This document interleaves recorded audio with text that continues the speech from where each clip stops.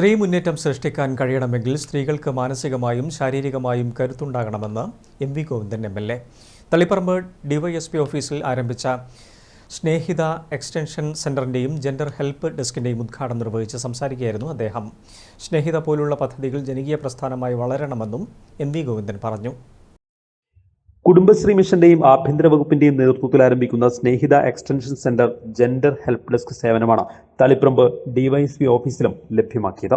അതിക്രമങ്ങൾക്കും ചൂഷണങ്ങൾക്കും ഇരയായി പോലീസ് സ്റ്റേഷനിൽ എത്തുന്ന സ്ത്രീകൾക്കും കുട്ടികൾക്കും മാനസിക പിന്തുണ നൽകുന്ന Snehitha extension centre M V. Govindan MLA. ഉദ്ഘാടനം ചെയ്തു.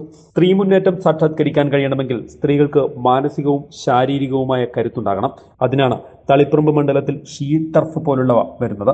ലോകത്തിനാകെ മാതൃകയാക്കാവുന്ന തരത്തിൽ സ്നേഹിത പോലുള്ള പദ്ധതികൾ ജനകീയ പ്രസ്ഥാനമായി വളരണമെന്നും എം.വി. ഗോവിന്ദൻ പറഞ്ഞു.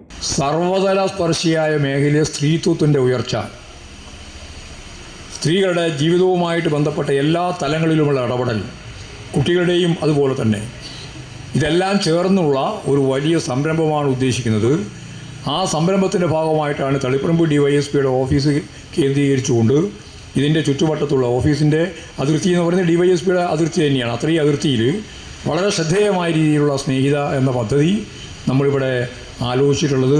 കേരളത്തിലുടനീളം എല്ലാ ഡിവൈഎസ്പി ഓഫീസിൻ്റെ മുമ്പിൽ അതിൻ്റെ ഭാഗമായിട്ട് ഈ പരിപാടിയുണ്ട്. കുടുംബശ്രീ മിഷൻ ജില്ലാ കോർഡിനേറ്റർ എം.വി. ജയൻ പദ്ധതി വിശദീകരിച്ചു. നഗരസഭാ വൈസ് ചെയർമാൻ കല്ലിങ്കൽ പത്മനാഭൻ അധ്യക്ഷനായി. സ്ഥിരം സമിതി അധ്യക്ഷൻ പി മുഹമ്മദ് നിസാർ, കൗൺസിലർമാരായ ഒ സുഭാഗ്യം, വത്സരാജ്, ഡിവൈഎസ്പി പ്രദീപൻ കണ്ണിപ്പോയിൽ, SHO ഷാജി പട്ടേരി എന്നിവർ സംസാരിച്ചു. ചടങ്ങിൽ ട്രാഫിക് ചുമതലയുള്ളവർക്കുള്ള സൺഗ്ലാസുകൾ എം.വി. ഗോവിന്ദൻ എം.എൽ.എ. വിതരണം ചെയ്തു. News bureau, Taliparamba.